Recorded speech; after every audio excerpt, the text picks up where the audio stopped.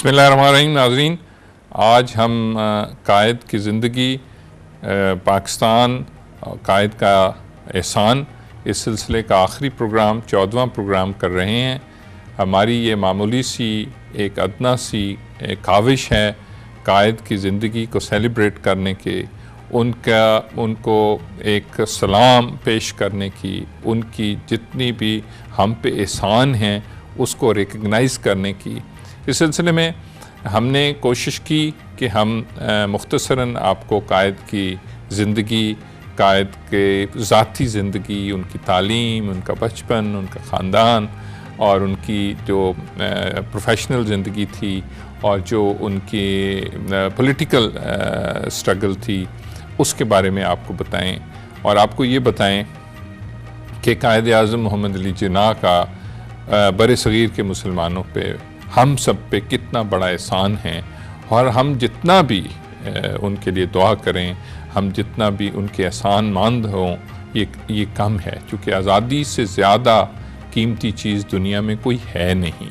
تو اس لیے ہماری یہ اس کاوش میں ہو سکتا ہے کہ ہم بہت سارے نام، بہت سارے ایونٹس کو آپ کے سامنے نہیں رکھ سکے ہوں، اور کہیں کوئی ایسی بات بھی ہم کر سکتے ہیں جس میں کہ کوئی غلطی ہو.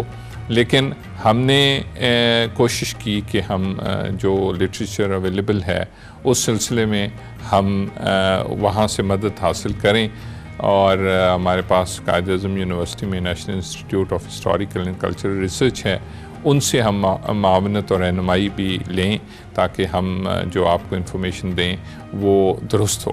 تو آج اس سلسلے میں ہم جو آخری پروگرام کر رہے ہیں اس میں ہم ایک ایسے مثالی لیڈر، سیاسی لیڈر کے بارے میں آپ کو بتائیں گے جو گورنر جنرل کے طور پہ بہت ہی مختصر ان کے پاس وقت تھا، اور میں یہ بات وثوق سے کر سکتا ہوں کہ اگر قائد اعظم محمد علی جناح کو وقت زیادہ ملتا تو پاکستان جس آج بھی بہت ہی زبردست ملک ہے، لیکن میرے خیال میں اس سے کہیں زیادہ بہتر ملک ہوتا، کیونکہ وہ ہماری بہت ساری ڈائریکشنز کو سیٹ کر دیتے.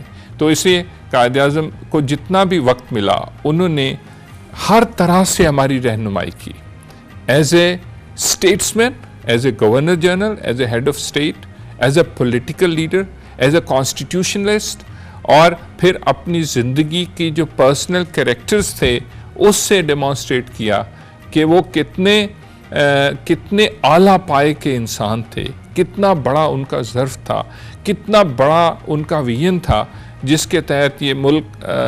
اور قائد اعظم، مجھے اس بات کا ادراک ہے کہ قائد اعظم محمد علی جناح کو علم تھا کہ پاکستان بننے سے اس خطے کے اور دنیا کے مسلمانوں کو کیا فائدہ ہوگا، اور وہ بھی میرے خیال میں علامہ اقبال کی طرح آگے کی طرف دیکھ سکتے تھے، اور ان کو علم تھا کہ وہ کیا کرنے جا رہے ہیں، اور اگر یہ نہیں ہوگا تو پھر بر صغیر کے مسلمانوں کا کیا انجام ہو سکتا ہے.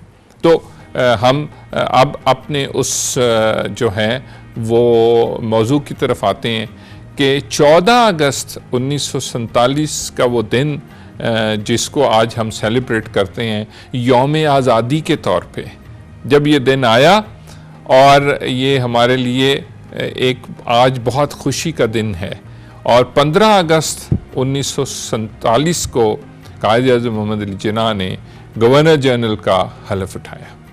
اور ظاہر ہے کہ یہ بہت بڑی سٹرگل اور بہت بڑی کوشش جس میں بر صغیر کے مسلمان، اور وہ مسلمان بھی جنہوں نے کہ پاکستان کا حصہ نہیں بنے، ان کی کاوشیں بھی اس میں شامل حال تھیں، اور یہ دن آن پہنچا جس کو آج ہم سیلیبریٹ کرتے ہیں. اور ہمیں سیلیبریٹ کرنا چاہیے، اپنی آزادی کو سیلیبریٹ کرنا چاہیے، اپنی آزادی کو ویلیو کرنا چاہیے، اپنی آزادی کا دفاع کرنا چاہیے. تو اس کے لیے آج ہم سیلیبریٹ کرتے ہیں، اور ہم نے بھی یہ ادنا سی کوشش کی کہ ہم جناح صاحب کی خدمات کو ایک ٹریبیوٹ پیش کریں. تو یہ خوشی کا ظاہر ہے موقع تھا، اور جناح صاحب نے گورنر جنرل کا جب حلف لیا اور عہدہ سنبھالا تو اس کے بعد ظاہر ہے کہ یہ ایک نومولود ریاست تھی، اور یہ نومولود ریاست کو چلانا اتنا آسان کام نہیں تھا. یہ کوئی پھولوں کا بستر نہیں تھا. یہ ایک بڑی چیلنجنگ جو ہے وہ سچویشن تھی، اور اس میں بہت سارے جو مسائل تھے وہ قائد اعظم محمد علی جناح انہوں نے فیس کیے، اور بڑا ہی مدبرانہ ایک ٹرو اسٹیٹسمین کے طور پہ انہوں نے یہ جو چیلنجز تھے ان کو فیس کیا. اور آپ سب جانتے ہیں کہ سب سے بڑا چیلنج جو مہاجرین کا چیلنج تھا، میرا خیال ہے دنیا کی تاریخ میں سب سے بڑی ہجرت ہوئی، اور مہاجر یہاں سے لوگ ہندوستان چلے گئے، اور ایک بہت بڑا نمبر جو ہے وہ مہاجرین کا ہندوستان سے پاکستان آیا. وہ ایونٹس بھی جو ہوئے وہ ان کی ضرورت نہیں تھی، لیکن انفارچونیٹلی وہ ہوئے، اور اس سے بہت ہی جانی نقصان بھی ہوا، بہت سا مالی نقصان بھی ہوا، ذہنی طور پہ بھی. ظاہر ہے جو مہاجر اپنا وطن، اپنا گھر بار چھوڑ کے پاکستان تشریف لائے، اور یہ بھی بہت بڑی قربانی تھی جو دی گئی، اور ان کو جو سیٹل کرنے کا، ان کی ریہیبلیٹیشن کا ایک بہت بڑا ایشو قائد اعظم محمد علی جناح کے سامنے تھا، اور انہوں نے بہت ہی مدبرانہ انداز سے یہ اس ایشو کو فیس کیا. اس کے بعد دوسرا ان کا ایک ایشو جو پرنسلی اسٹیٹس تھیں، جو ریاستیں تھیں، ان کا بھی ابھی میٹر انریزالو تھا. جیسے کہ ہمارے پاس بہاولپور کی ریاست تھی، جونا گڑھ کی ریاست تھی. تو جتنی پرنسلی اسٹیٹس تھیں ان کے مستقبل کا فیصلہ ہونا تھا، اور یہ بھی ایک بہت بڑا چیلنج جناح صاحب کے سامنے آیا. کشمیر کا ایک بہت بڑا ایشو جو تھا وہ بھی پارٹیشن کے وقت انریزالو ایشو تھا، وہ بھی جو ہے وہ بہت ایک بڑا مسئلہ تھا جو جناح صاحب کے سامنے تھا. اور پھر ایک کوئی ورکیبل رننگ سسٹم نہیں تھا حکومت کا. ظاہر ہے کہ اور یہ شاید پرپسفلی بھی کیا گیا ہو کہ ریاست کو سروائیول کے لیے ایسا ان کو جو بنیادی ڈھانچہ ہے وہ پرووائڈ نہ کیا جائے. تو یہ بھی ایک بہت بڑا ایشو تھا. اور پھر ایک اور جو سب سے بڑا مسئلہ تھا وہ فائنینشیل کنسٹرینٹس تھے، جو کہ مالی طور پہ اس ریاست کو چلانا بہت مشکل تھا. اور کچھ ایسٹیمیٹس کے مطابق پہلے ہی جو مہینے تھے اس میں جو ریسورسز کی تقسیم ہوئی اس میں پاکستان کو اس کا حصہ کم ملا، اور تقریباً 20 کروڑ روپے موجود تھے، اور جو ضرورت تھی اس ریاست کو چلانے کے لیے وہ 40 کروڑ روپے کی تھی. تو یہاں پہ بہت بڑا ایک فائنینشیل کنسٹرینٹ تھا جو کہ جناح صاحب کے سامنے تھا. اور لیکن اس کے باوجود بھی انہوں نے یہ سارے چیلنجز کو جس ثابت قدمی سے اور مضبوطی سے فیس کیا. ان کی سیاست، ان کی صحت اتنی اچھی اس وقت نہیں تھی، لیکن اس کے باوجود بھی وہ بہت ایکٹیو رہے. انہوں نے بہت زیادہ جو ہے وہ دورے کیے تاکہ وہ لوگوں کے ساتھ کنیکٹڈ لیں، لوگوں کو اونرشپ کا احساس ہو. اور وہ انہوں نے جو بہت مختصر عرصہ میں وہ گورنر جنرل رہے تو انہوں نے بہت زیادہ دورے کیے سارے ملک میں، وہاں جا کے خود دیکھا، حالات کو دیکھا، بہت زیادہ لوگوں سے خطاب کیا، لوگوں سے بات کرتے رہے. ایک تو قائد اعظم محمد علی جناح جو ہیں وہ کانسٹیٹیوشنلسٹ تھے، اور وہ ظاہر ہے کہ ان کے ذہن میں پورا ایک آئیڈیا تھا کہ پاکستان کی ریاست کس طرح چلے گی. اور وہ پھر ان کا ایک اور بھی بہت بڑا جو ہے وہ اسٹرینتھ تھی، اور وہ پروونشل اٹانومی کی تھی. وہ اس بات پہ بلیو کرتے تھے کہ صوبائی خود مختاری ہونی چاہیے اور مضبوط وفاق ہونا چاہیے، اور یہی اس ملک کو آگے چلانے کا بہترین نظام ہے. اب ہم ایک وقفہ لیتے ہیں اور وقفے کے بعد پھر ہم حاضر ہیں. جی ناظرین، ویلکم بیک. ہم جناح صاحب کے بارے میں بات کر رہے ہیں، وہ کانسٹیٹیوشنسٹ تھے، وہ رول آف لاء پہ بلیو کرتے تھے، اور ان کو بالکل انہوں نے بہت سارے رہنما اصول طے کیے. آپ سب جانتے ہیں یونٹی فیتھ اینڈ ڈسپلن کے جو ان کے رہنما اصول ہیں کہ وہ کتنا، آپ ان کو آج بھی دیکھیں تو کسی بھی انسان کے لیے وہ بہت ہی زبردست رہنما اصول ہیں. لیکن وہ انہوں نے بہت ساری چیزوں کو طے کیا، اور وہ ایک دفعہ انہوں نے 1948 میں پشاور میں 15 اپریل 1948 میں وہ خطاب کر رہے تھے، اور وہ گورنمنٹ آفیسز سے خطاب کر رہے تھے. اب میں ایگزیکٹ وہی الفاظ جناح صاحب کے پڑھتا ہوں تو آپ کو اندازہ ہوگا کہ کس طرح انہوں نے رہنما اصول طے کیے کہ گورنمنٹ سرونٹس کا کنڈکٹ کیا ہونا چاہیے.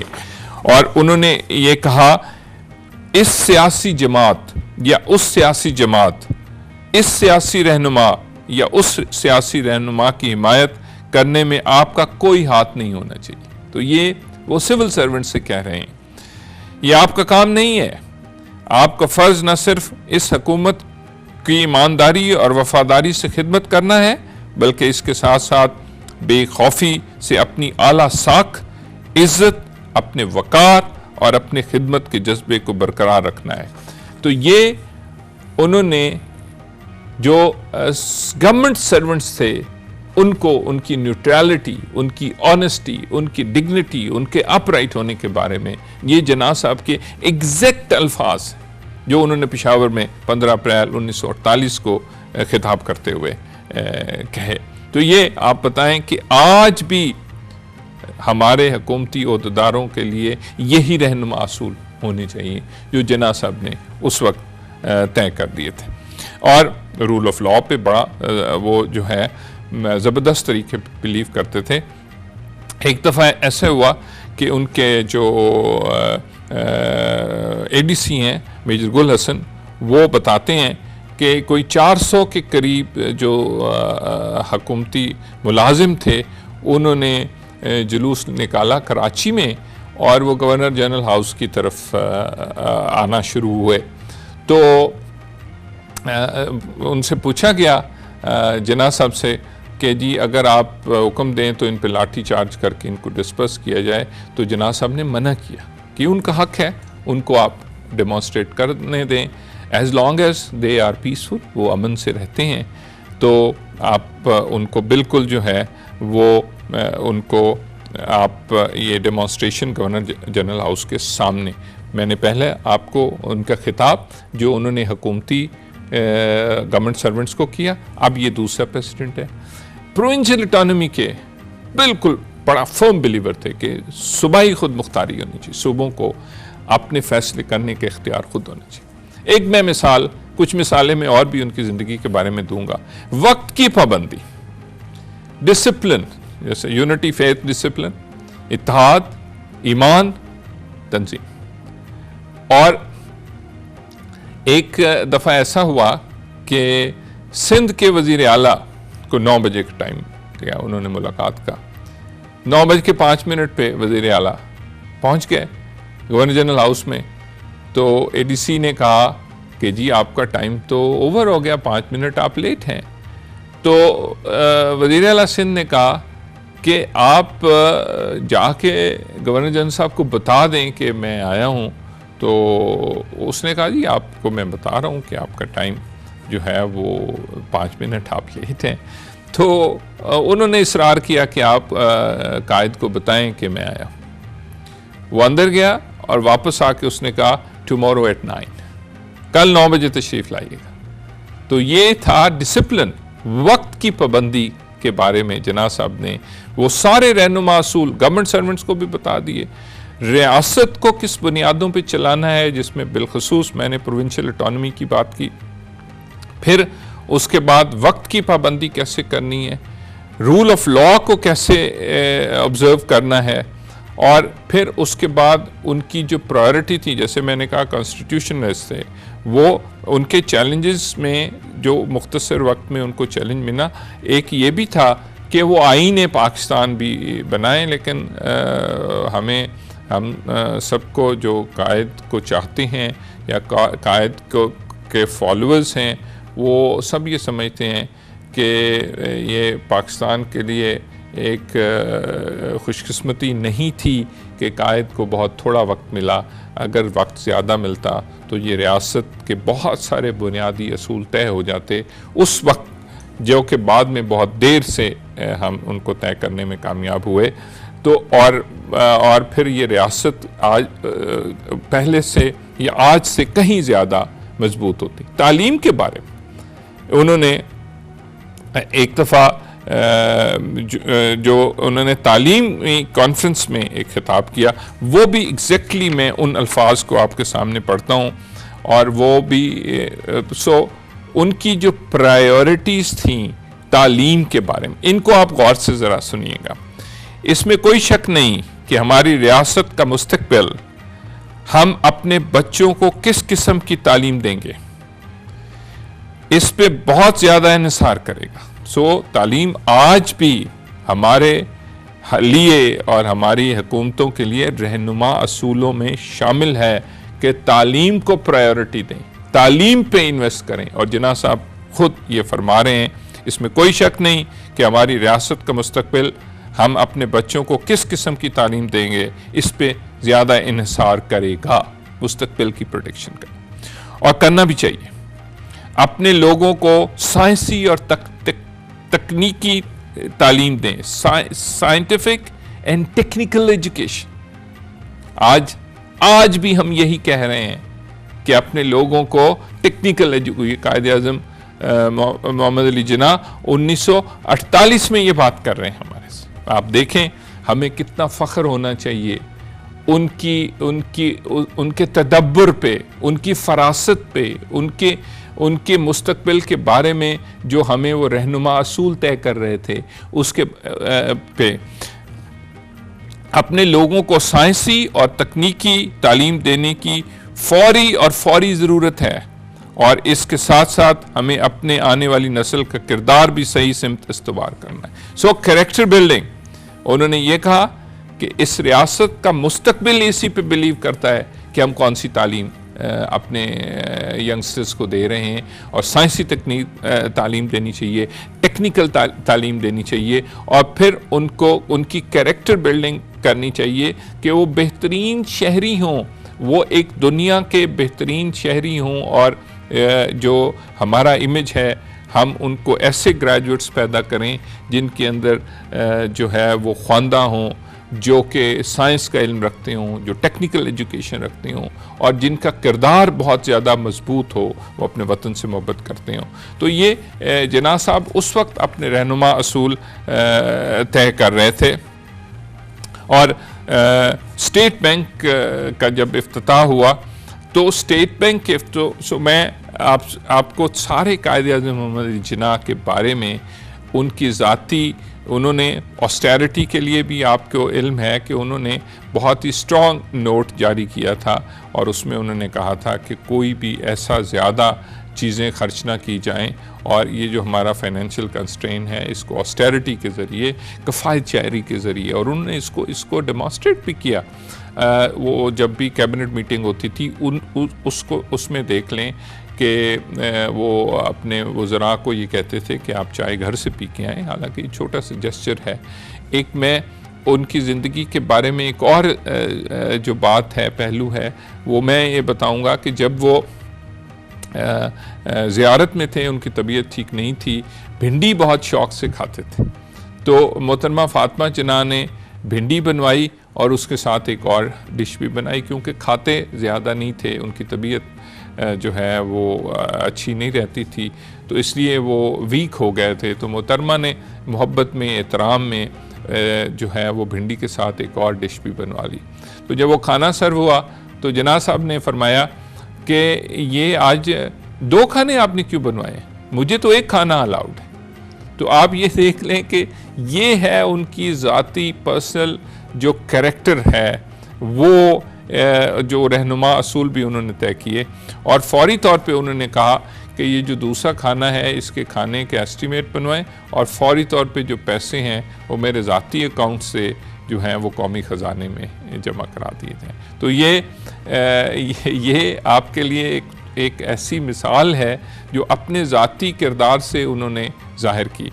اور ایک اور بات، جب اسٹیٹ بینک کا افتتاح ہوا تو اسٹیٹ بینک کے افتتاح کے موقع پہ جو حضرت قائد نے فرمایا کہ میں سماجی اور معاشی زندگی کے اسلامی نظریات سے مطابقت رکھنے والی بینکاری طریقوں کو تیار کرنے میں آپ کی تحقیقی تنظیم کے کام کو شوق سے دیکھوں گا۔ آپ ذرا غور سے دیکھیں کہ کس طرح ان کے ہر ایکشن میں اسلام آپ کو سب سے آگے نظر آئے گا۔ وہ ایک سچے مسلمان تھے، اور اس کو اسٹیٹ بینک کی افتتاح کے موقع پہ جو سٹیٹمنٹ وہ دے رہے ہیں کہ میں سماجی اور معاشی زندگی کے اسلامی نظریات سے مطابقت، ریلیجس جو آئیڈیالوجی ہے اسی پہ بنیاد ہماری کلچرل اور ہماری جو اکنامک ڈیولپمنٹ ہے رکھنے والے بینکاری کے طریقوں کو تیار کرنے میں آپ کی تحقیقی تنظیم کے کام کو آپ ریسرچ کریں اور ایسا بینکاری کا نظام لائیں جو اسلامی اصولوں سے کانٹرڈکٹ نہ کرتا ہو۔ تو اس کے ساتھ ہی ہم ایک اور وقفہ لیتے ہیں اور وقفے کے بعد پھر حاضر ہوتے ہیں۔ جی ناظرین، خوش آمدید۔ میں آپ کو جناب صاحب کے گورنر جنرل کی حیثیت سے ان کے رہنما اصول، ان کے فیصلے، ان کی ایسی مثالیں زندگی کی دے رہا ہوں کہ آپ کو پوری دنیا میں ایسی مثالیں ملتی نہیں ہیں۔ سارے رہنما اصول وہ اتنے شارٹ عرصے میں، اتنے تھوڑے عرصے میں طے کر چکے تھے۔ انہوں نے ایک اور موقع پہ خطاب کرتے ہوئے یہ کہا کہ آپ صرف میرے جذبات اور لاکھوں مسلمان کے جذبات کا اظہار کر رہے ہیں، جبکہ آپ کہتے ہیں کہ پاکستان کی بنیاد سماجی انصاف اور اسلامی سوشلزم کی یقینی بنیادوں پہ ہونی چاہیے۔ اس طرح آپ سب کے لیے مساوی موقع مانگنے اور خواہش مند ہونے میں میرے خیالات کا اظہار کر رہے ہیں۔ تو یہ انہوں نے ایک خطاب میں یہ کہا۔ اور جو اصول ہے، جب وہ گورنر جنرل تھے تو انہوں نے مسلم لیگ کی صدارت پھر قبول نہیں کی ایک ہی، تو یہ بھی طے کر دیا کہ جو ریاستی آپ کے عہدے ہیں وہ سیاسی عہدوں سے ان کو، تو یہ ان کا اپنا پرسنل کریکٹر تھا۔ فارن پالیسی کے بارے میں بھی انہوں نے بہت ہی کلیئر اپنی جو لائن ہے وہ دی۔ ہمارا اب خود خطاب کرتے ہوئے کہا کہ یہ جو پاکستان براڈ کاسٹنگ سروس، یہ بہت ضروری ہے، P B S Pakistan broadcasting service, state bank کا افتتاح کرتے ہوئے یہ کہا کہ بینکاری کا نظام کس طرح ہونا چاہیے، جو اسلامی بنیادوں کے اوپر ہونا چاہیے۔ اور جب پاکستان براڈ کاسٹنگ سروس کا افتتاح کیا تو اس موقع پہ خطاب کرتے ہوئے فارن پالیسی کے بارے میں بھی کلیئر بتا دی۔ تو ہمیں تمام جو مختلف ہمارے ریاست کو چلانے کے رہنما اصول ہیں یا ریاست پاکستان کے جو رہنما اصول ہیں ان سب کو طے انہوں نے کر دیا۔ اور اس موقع پہ انہوں نے فرمایا ہمارا مقصد امن کے ساتھ اور صرف امن ہونا چاہیے۔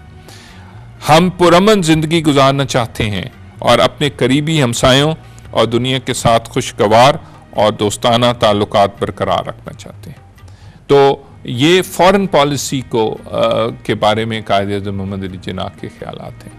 اور انہوں نے بہت سارے مواقع ایسے ہیں، جب وہ زیارت میں تھے تو آپ نے یہ واقعہ بھی سنا ہوگا کہ ایک نرس ان کی بہت زیادہ خیال رکھتی تھی، تو انہوں نے کہا کہ میں تمہارے لیے کیا کر سکتا ہوں، تو اس نرس نے یہ کہا کہ میرا تعلق چونکہ لاہور سے ہے اور زیارت بہت دور ہے، تو اگر میری ٹرانسفر لاہور ہو جائے، تو جناح صاحب نے کہا کہ یہ قانون کے مطابق پاسبل نہیں، یہ گورنر جنرل کہہ رہے ہیں۔ قائد اعظم محمد علی جناح یہ کروڑوں مسلمانوں کی آواز تھے اور انہوں نے کروڑوں مسلمانوں کے مذہب اور سوشل اور اکنامک فریڈم کے لیے آواز بلند کی۔ میں یہ سمجھتا ہوں کہ وہ بر صغیر میں یا پاکستان کے اندر سب سے مضبوط رہنما جو گورنر جنرل تھے یا جو ہمارے سربراہ مملکت تھے، سب سے مضبوط، انکویسچنیبل، لیکن कोई भी उनके बारे में, उन पे कोई भी करप्शन का शायबा तक नहीं कर सकता। ऑनेस्टी और डिग्निटी की एक ऐसी बड़ी मिसाल थे जिसको देख के, उनके कैरेक्टर को देख के, उनके कंडक्ट को देख के हमें फ़ख्र होना चाहिए कि इतना बड़ा स्टेट्समैन, इतना ताकतवर, आप देखें दुनिया में, यूरोप में, कई ममालिक में जो ताकतवर लोग थे, वो ज़ाहिर है कि जो पावर है वो इस बात को अट्रैक्ट करती है कि उसमें कोई करप्शन आए, लेकिन सवाल ही नहीं पैदा होता। इतना मजबूत अनवेवरिंग कैरेक्टर था, और उन्होंने कभी भी उनके ऊपर किसी किस्म का जो है वो कोई भी दुनिया का तारीखदान मुअर्रिख ये नहीं लिख सकता। तो ये थी डिग्निटी का आलम, ये था उनका पर्सनल कंडक्ट। और मैं आखिरी बात जो कायद-ए-आज़म मोहम्मद अली जिन्ना, उनको ट्रिब्यूट पेश करने के बारे में कहना चाहता हूँ, वो स्टैनले विल्पर्ट ने अपनी किताब में लिखा है, और वो लिखा है few individuals significantly alter the course of history। बहुत से कम लोग हैं दुनिया की तारीख में जो कि तारीख के धारे को बदलते हैं, और उससे भी कम है fewer still modify the map of the world, और उससे कहीं कम है जिन्होंने दुनिया का नक्शा बदल दिया, तारीख का धारा बदल दिया, दुनिया का नक्शा बदल दिया। हार्डली एनीवन, और बहुत ही मुश्किल से कोई ऐसा आपको रहनुमा मिलता है जिन्होंने एक नजरियाती रियासत का क़याम अमल में लाया हो। और जिन्ना साहब, हमें फ़ख्र होना चाहिए कि वो रहनुमा थे जिन्होंने ये तीनों कारनामे अंजाम दिए। उन्होंने तारीख का धारा बदला, उन्होंने एक रियासत जो नजरियाती रियासत थी उसका क़याम अमल में लाया, और दुनिया की तारीख और दुनिया का नक्शा बदला, और उसमें एक नया मुल्क जो है वो सामने आया।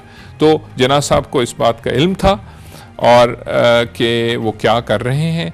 और मैंने ये आखिरी 3 बातें कहीं कि वो अजीम रहनुमा थे जिन्होंने ये तीनों कारनामे अंजाम दिए। मैं आप सबको से गुजारिश करता हूँ कि हमें अपनी आज़ादी को सेलिब्रेट करना चाहिए, उसकी कदर करनी चाहिए, उसका दिफा करना चाहिए, और सबसे ऊपर हमें कायद-ए-आज़म मोहम्मद अली जिन्ना का एहसान मंद होना चाहिए कि उन्होंने हमें एक आज़ाद मुल्क में जो है वो रहने का मौका फराहम किया। मैं इस मौके पे आप सबको पाकिस्तान की 75वीं सालगिरह यौम आज़ादी पे मुबारकबाद पेश करता हूँ, और आप सबसे गुजारिश करता हूँ कि आप पाकिस्तान की रियासत के साथ और कायद-ए-आज़म मोहम्मद अली जिन्ना के साथ आज ये वादा करें कि बहुत हो गया 75 साल में, हम सब कोशिश करेंगे और जो अपना अपना हिस्सा है वो डालेंगे इस रियासत को उन रहनुमा असूलों पे चलाने के लिए जो कायद-ए-आज़म मोहम्मद अली जिन्ना ने हमारे लिए तय किए थे।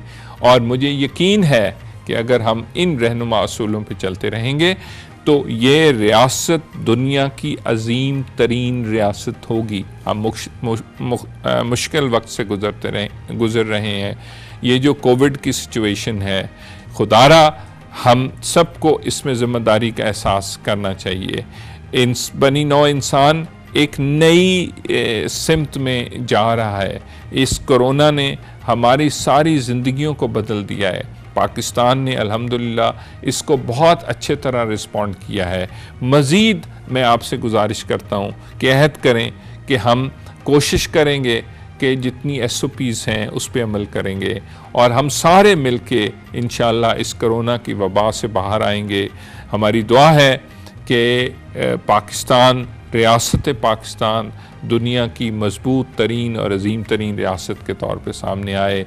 आप लोग दुनिया की मजबूत तरीन और अजीम तरीन कौम के तौर पे सामने आए।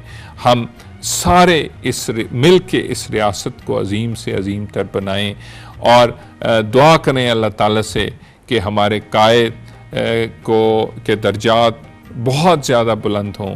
ہم ممنون ہیں قائد اعظم محمد علی جناح آپ کے، اور ہم آپ کو سلام پیش کرتے ہیں کہ آپ کی کاوش سے، آپ کی محبت سے، آپ کی محنت سے ہمیں ریاست پاکستان ملی، اور ہم آپ سے عہد کرتے ہیں کہ ہم انشاءاللہ آپ کے طے کیے ہوئے اصولوں پہ انفرادی طور پہ بھی اور اجتماعی طور پہ بھی عمل کریں گے۔ ہم ایک دفعہ پھر آپ سب کے ممنون ہیں کہ آپ نے ہمیں جوائن کیا، اور دعا کرتے ہیں کہ اللہ تعالیٰ آپ کو خوش رکھے اور آپ کو لوگوں کے درمیان خوشیاں پھیلانے والا بنائے۔ آپ کا بہت شکریہ۔ آزادی کی دنیا ہوئی ہے